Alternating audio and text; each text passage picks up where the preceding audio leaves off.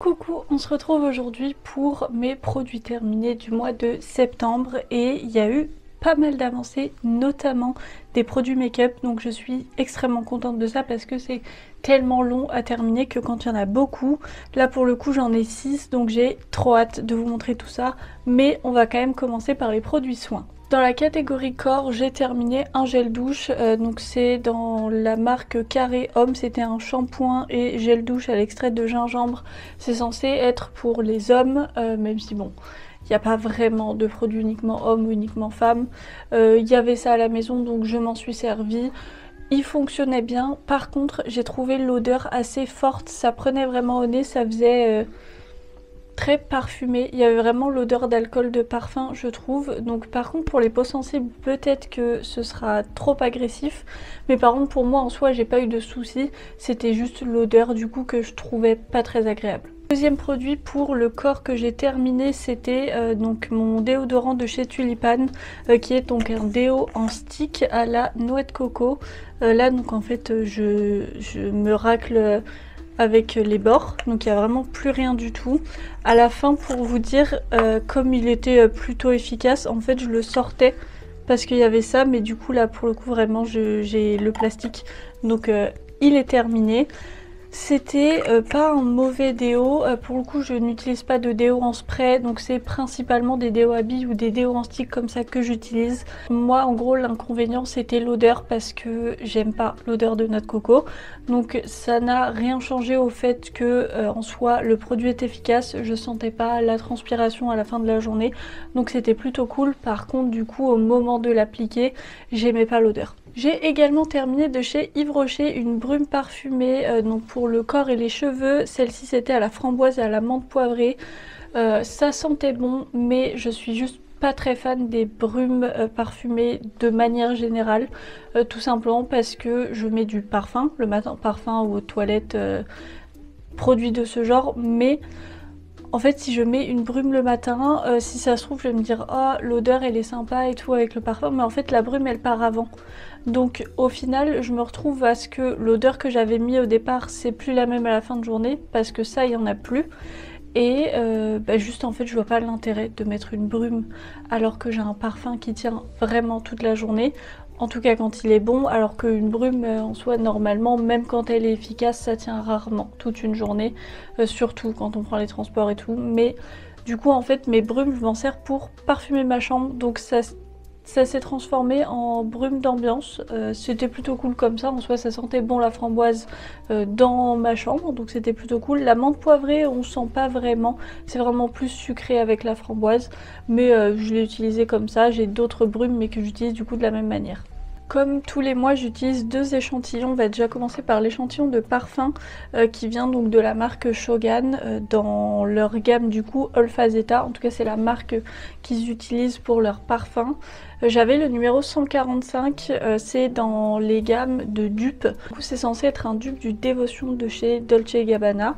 Je ne pourrais pas vous dire si l'odeur est la même parce que je ne connais pas l'odeur de ce parfum là, mais j'ai pas été hyper convaincue. En soi ça sent bon, c'est une odeur fraîche et un peu sucrée en soi, voilà, ça sent très bon, mais il a rien d'exceptionnel. Je sais pas si vous comprenez ce que je veux dire, c'est juste j'ai trouvé que c'était une odeur qui sentait bon mais qui était assez banale.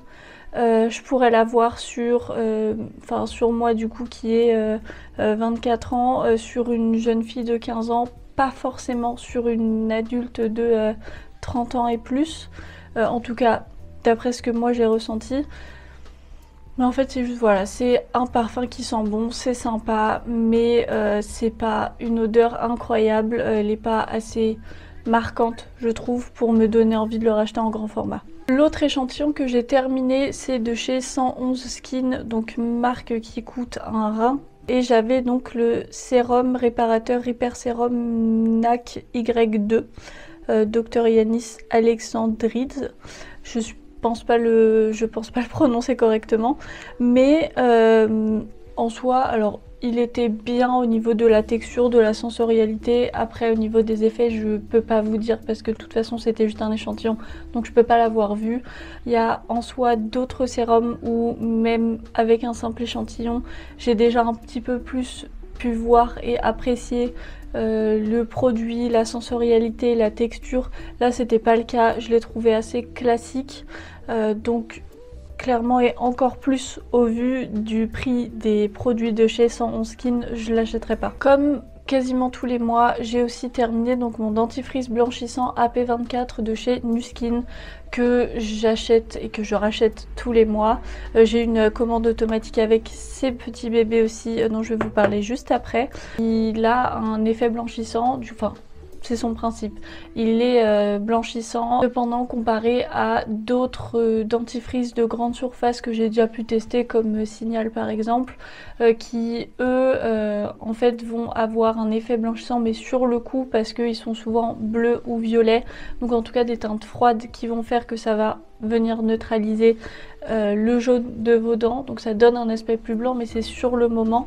Celui-ci a quand même vraiment un effet sur du plus long terme, sachant que la pâte est blanche, donc c'est pas parce que le produit est froid que du coup ça devient blanc, mais c'est vraiment juste avec les ingrédients et à l'utiliser tous les jours, une fois par jour, pas plus, comme tous les dentifrices blanchissants de toute façon, mais donc une fois par jour, je vois vraiment un effet sur le long terme. Et même si parfois, bah là par exemple, j'étais partie en vacances cet été, je ne l'ai pas pris parce qu'il fait 110 grammes, donc ça ne passe pas dans l'avion.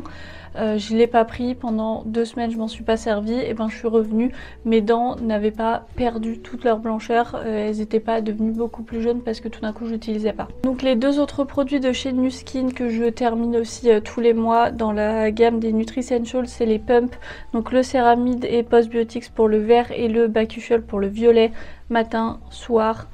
Géniaux pour ma peau, celui-ci est très hydratant, il a un bon effet sur ma peau grasse justement, il a un effet du coup apaisant aussi, et le Bakuchiol qui du coup a les effets du rétinol mais sans les inconvénients du rétinol, avec du coup le fait d'être trop agressif pour la peau. Pareil que pour le dentifrice, je les achète et je les rachète tous les mois, je les ai en permanence dans ma salle de bain, j'en ai de toute façon déjà d'autres des nouveaux dans ma salle de bain, donc vous allez continuer de les voir dans les produits terminés pendant un bon moment.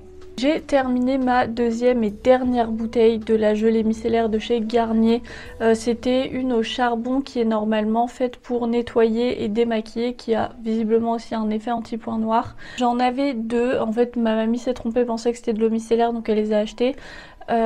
Comparée à l'eau micellaire, pas pour démaquiller. Celle-ci du coup, pour l'utiliser, la finir, je l'utilisais en tant que nettoyant visage. Là pour le coup, aucun souci, c'était un gel nettoyant, donc vraiment aucun problème. J'utilisais matin et soir, j'ai pas eu de soucis particuliers sur la peau, c'était efficace pour ça. Par contre, je l'ai testé pour démaquiller et là, pas du tout. Et pour le coup, c'est pas que les produits qui peuvent être de toute façon plus compliqués à démaquiller, comme des rouges à lèvres bien foncés, du mascara waterproof, ça enlevait pas, c'est que rien en fait, même le teint, je devais frotter comme une malade pour que au final ça ne retire quand même pas tout.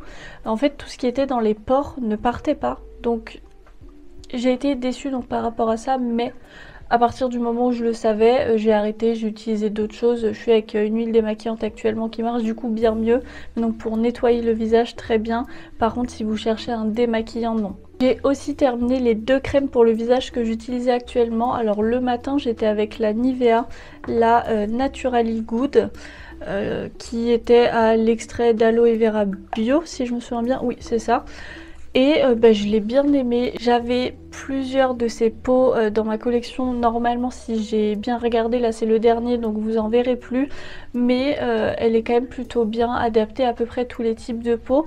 Je sais pas si ce sera assez efficace pour les peaux très sèches, mais en fait globalement j'ai pas vu de différence avec le fait qu'il y ait de l'aloe vera à l'intérieur. Je sais pas ce qu'est censé apporter la gamme Naturally Good, simplement pour moi c'est la crème Nivea mais dans sa version fluide, puisque bon il y a la version bleu foncé qui est du coup ultra épaisse que moi du coup je ne peux pas mettre avec ma peau grasse, mais ils ont depuis quelques temps fait une version fluide qui là du coup est beaucoup plus adaptée, beaucoup plus agréable à tester. Je crois que c'est la Nivea Soft, en fait c'est la même chose même au niveau de la texture, je trouve que ça se ressemble très fortement.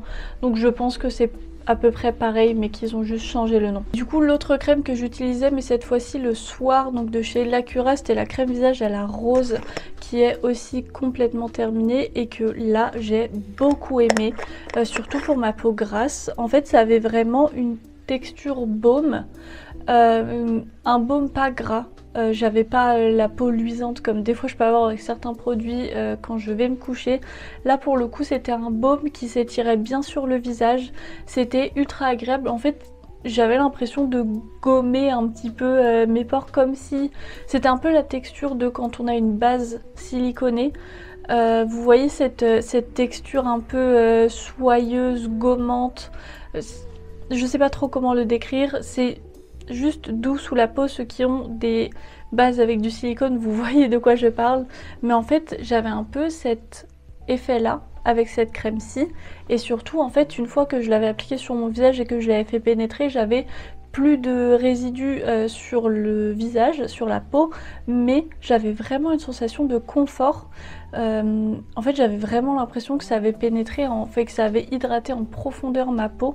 Donc je crois malheureusement pour moi que c'était une crème qu'ils avaient sortie juste à un instant T chez Aldi et qu'ils ne font plus. En tout cas je sais que c'est pas dans la gamme permanente qu'on trouve en magasin. Donc je suis déçue, mais si un jour ils la ressortent et que je retombe dessus, il est fort possible que je la rachète. Et le dernier produit soin que j'ai pu terminer, c'était un petit baume à lèvres de chez Chupa Chups, qui était franchement pas incroyable. Bon après c'est bon, ça du coup c'est le plastique, donc je me racle les lèvres avec, mais bon je me suis dit que l'odeur pouvait être sympa, mais franchement même niveau odeur et goût ça sent pas vraiment le Chupa Chups. Il y a une très très lointaine odeur d'orange, c'est tout.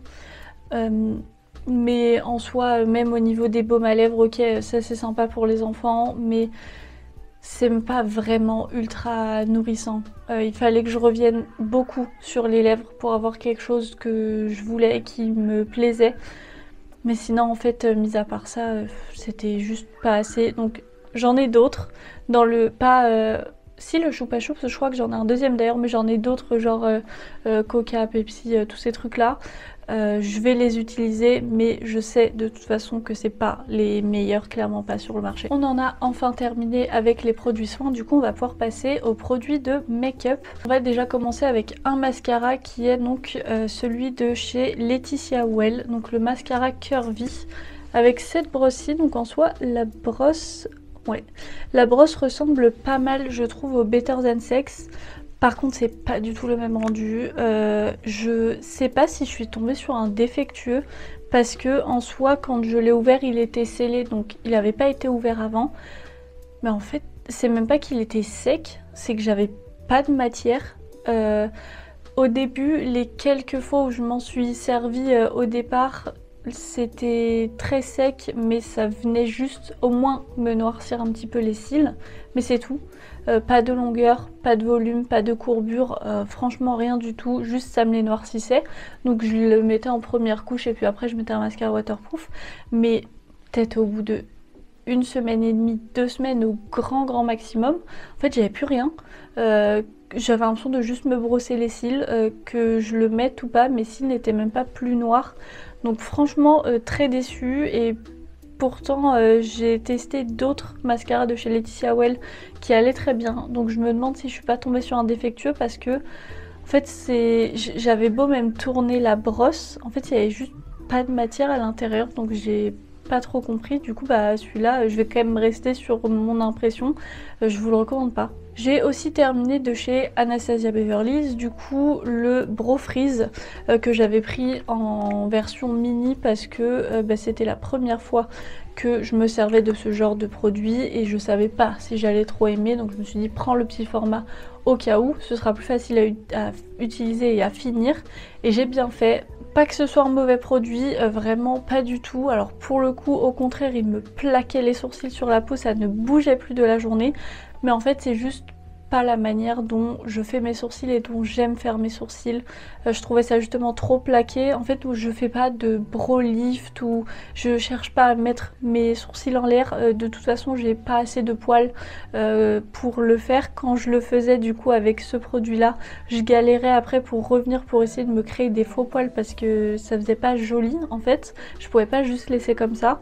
Donc c'est pas un produit que je rachèterais, mais pas parce que c'est un mauvais produit. Au contraire, en plus pour le coup, il séchait, je trouve, plutôt rapidement. Il me laissait pas de résidus blancs dans les poils. Il était facile à travailler, mais juste en fait, c'est pas la manière dont moi j'aime faire mes sourcils. J'ai aussi terminé les 2 poudres que j'utilisais actuellement. Alors j'utilise toujours une poudre compacte pour mon contour des yeux. Donc là j'utilisais la Rare Beauty en teinte porcelaine. Donc elle est complètement terminée. Là en fait ce qu'il y a au milieu c'est pas de la poudre, ça reste pas en fait. J'ai rien sur le doigt, ça a dû teinter. Mais je l'ai bien aimée cette poudre aussi. Pour l'utilisation que j'en avais, elle était bien. J'ai pas de soucis particuliers sur le contour des yeux, donc je pourrais pas vous dire si ça avait un côté asséchant, si peut-être l'anti-cerne filait quand même dans les ridules ou pas. Mais globalement pour mon utilisation très bien. Par contre je sais et j'ai testé du coup, mais elle est pas assez efficace pour que je la mette sur toute ma peau. J'ai la peau trop grasse pour ça. Par contre voilà, j'avais pas d'effet de matière, c'était quand même plutôt sympa. Elle est assez fine en soi entre guillemets pour une poudre compacte, donc franchement très bien. Après c'est vrai qu'il y a 8 grammes. J'ai trouvé qu'elle partait quand même assez vite, sachant que je ne l'ai utilisée que sur le contour des yeux. Il y a juste une fois du coup je l'ai testée sur tout le visage. J'ai trouvé qu'elle se terminait plutôt rapidement. Et l'autre poudre que j'utilisais du coup pour faire tout mon visage, c'était donc la Colorless de chez By Terry, pardon, dans les poudres libres Ultra Soin. Et celle-ci par contre je l'ai détestée, donc elle est complètement terminée. Je ne sais pas comment j'ai fait pour la finir parce que vraiment le rendu... Par quoi commencer dans les problèmes? En soi, on va commencer par le positif. J'ai eu bien plus catastrophique que ça pour ma peau grasse, sachant que j'ai vraiment la peau très grasse. Même la Huda du coup ne suffit pas pour me poudrer le visage jusqu'à la fin de la journée. La Huda est quand même plus efficace que celle-ci en termes de matité. Par contre, elle se tient quand même plutôt bien. J'ai pas non plus la peau luisante au bout de 2-3 heures, donc c'était plutôt cool. C'est à peu près le seul point positif que j'ai avec cette poudre là. Elle coûte extrêmement cher. Il me semble qu'elle est plus chère que la Huda, alors que celle-ci par contre il y a uniquement 10 grammes. Donc alors c'est By Terry, on sait que c'est pas une marque petit prix, mais franchement pour la quantité et vu qu'en plus je l'ai pas aimée, ça fait un peu mal aux fesses. Autre point négatif, l'odeur. Elle avait une odeur d'alcool hyper forte. Ce qui fait que, alors moi qui suis asthmatique en plus, je suis très sensible à ce genre de choses. Et il y avait plein de fois où le matin, sachant que je me poudre beaucoup le visage, mais je le fais avec toutes les poudres. Donc il n'y a pas de raison que celle-ci, ça change par rapport aux autres. Mais en fait c'est juste que le matin, ça m'agressait le nez, ça venait m'agresser les poumons. Parce que j'avais l'impression de mettre le nez dans de l'alcool pur. J'aimais pas du tout, donc je ne sais pas quels sont les ingrédients de cette poudre-ci, mais je pense que l'alcool est pas en bas de la liste des ingrédients, à mon avis, c'est pas dans les plus petites quantités. Et donc troisième point négatif, la couleur. Alors c'est censé être la Zero Colorless, donc elle est censée être translucide, ce n'est pas le cas. Comme vous pouvez le voir, je ne suis pas la personne la plus bronzée de cette planète. Là, j'ai cette couleur de peau, mais j'ai pas mal de bronzer sur le teint. Donc clairement, je suis plutôt pâle toute l'année. Pourtant, elle me blanchissait le teint. Je l'ai pas trop remarqué au début. Après elle estompait énormément du coup les produits crème que j'utilisais en dessous, plus que d'autres produits, mais en fait après quand j'ai changé et que j'ai mis la Sephora à la place que j'avais acheté, qui elle du coup est un petit peu colorée mais ça se voit pas sur le teint, par contre elle est vraiment invisible, bah là j'ai vraiment commencé à voir la différence. Celle-ci une fois que je l'avais appliqué, même après en balayant avec un pinceau poudre pour retirer l'excédent, j'avais l'impression d'être pâle. J'étais vraiment très blanche. Donc déjà, si vous avez la peau plus foncée que moi, ça va se voir sur les peaux noires, c'est sûr que ça va faire gris. Donc en tout cas, ne prenez pas la teinte translucide. Je sais pas si dans la poudre libre, ils ont des couleurs. Je sais que dans les compacts, oui. Dans la poudre, je ne sais pas. Mais si vous prenez la poudre libre, pour le coup, prenez une couleur parce que la blanche, elle est vraiment blanche. Et dernier inconvénient, ça fait beaucoup je sais juste pour une poudre, mais bon, vu le prix qu'elle coûte, je pense que c'est bien si je vous le dis. Elle est vraiment très asséchante. Et ce qui est assez étrange puisque j'ai la peau très grasse comme je vous l'ai dit, je n'ai aucune plaque de sécheresse sur le visage.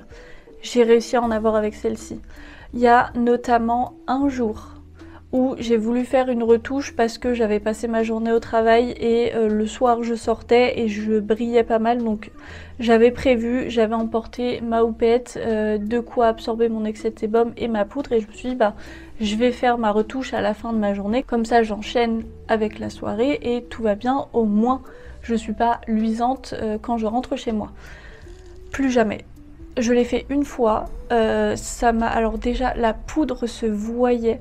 Il y avait énormément d'endroits où en fait c'est comme si elle ne pénétrait pas sur ma peau, enfin même si c'est pas censé pénétrer, mais enfin juste ça se fondait pas avec la peau, c'était moche, et surtout j'avais des endroits où j'avais l'impression d'avoir des plaques de sécheresse, et comme si là tout autour j'avais du coup de la peau sèche et ça se voyait. J'avais beau être avec un pinceau aussi du coup pour essayer d'enlever au cas où il y en aurait trop, ça ne partait pas.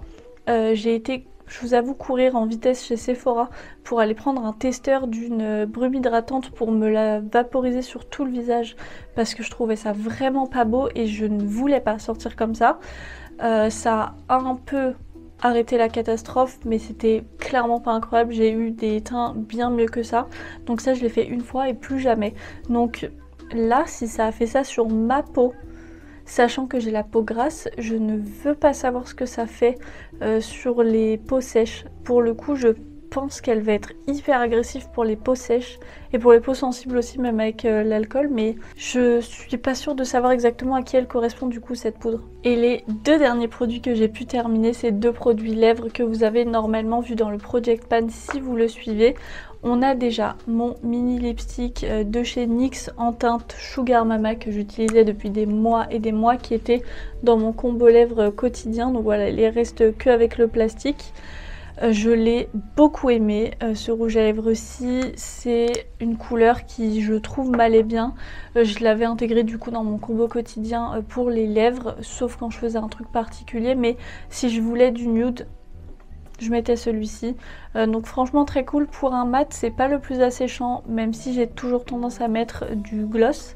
N'empêche que c'était clairement pas le plus asséchant comparé par exemple au Yves Rocher. Donc le deuxième que j'ai terminé dans la gamme des mats, c'était le 156 qui là donc était un rouge. Alors il paraît crade autour, mais franchement c'est à cause de la couleur, et qui lui, alors très longue tenue pour le coup, il n'y a pas de problème. Même je fais toujours une retouche entre midi et 2 parce que je viens de manger, mais c'est plus par réflexe que je le fais. Je pourrais ne pas le faire avec ce rouge là, pourtant c'est une couleur qui pourrait en avoir besoin clairement.